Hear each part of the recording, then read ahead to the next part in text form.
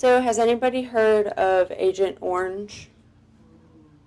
All right, so just to give a little history, Agent Orange was in the Vietnam War.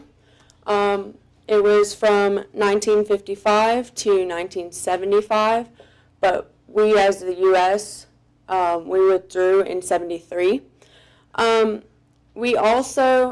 It targeted Vietnam, Laos, and Cambodia.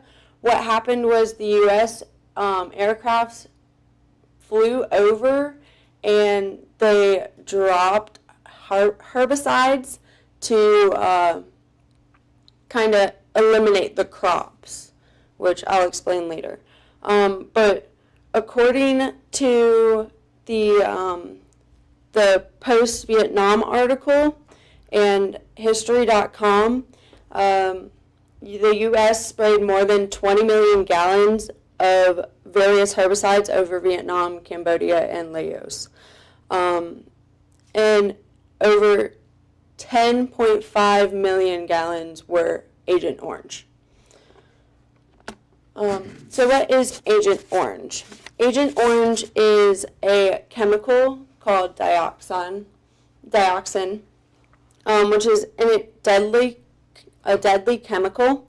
And History.com said that it was used to eliminate the forest cover and the crops of North Vietnamese and Viet Cong troops.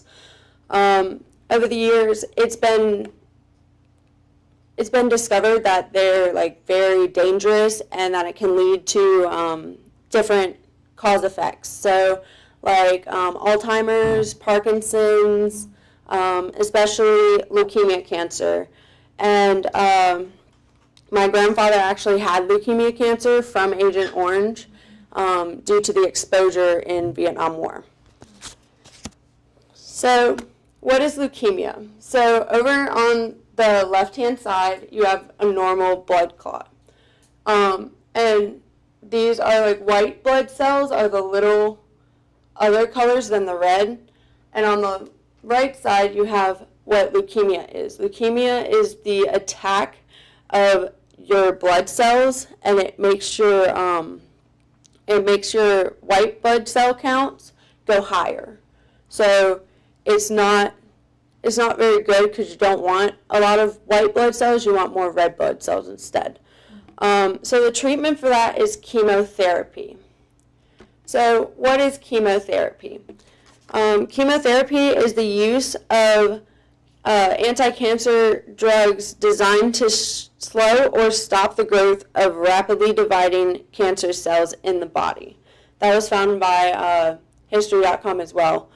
And I looked at a cancer website, and through the website that I looked at, the author Dave McAvoff said 97% of chemotherapy does not work. So it just basically puts the anti-drug in your body, and you have a 3% chance of actually it working and you getting chemotherapy to stop. It might stop for a little bit, but it won't stop for eternity. He also states that chemotherapy boosts the cancer growth and the long-term mortality rates. So chemotherapy is not really a good thing because it gives you hope, but it doesn't give you hope at the same time. So this is important to me because my grandfather had chronic leukemia.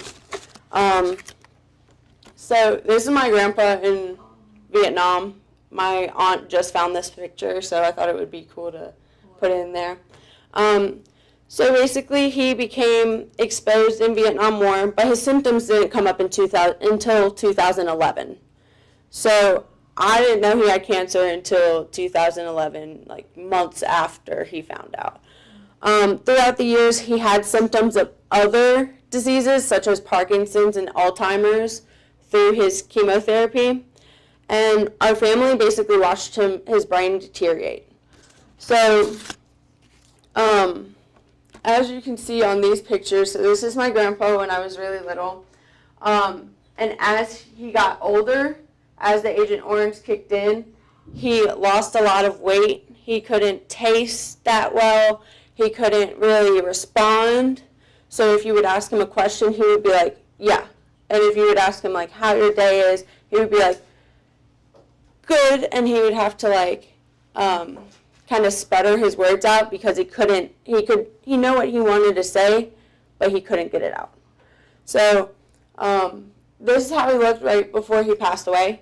He passed away last year in October, so it's kind of upsetting. So Agent Orange has had profound effects, such as leukemia, not only to the veterans themselves, but also in the families and their like loved ones, and how leukemia and Agent Orange has affected our body. So I just wanted you guys to know that leukemia and Agent Orange is very,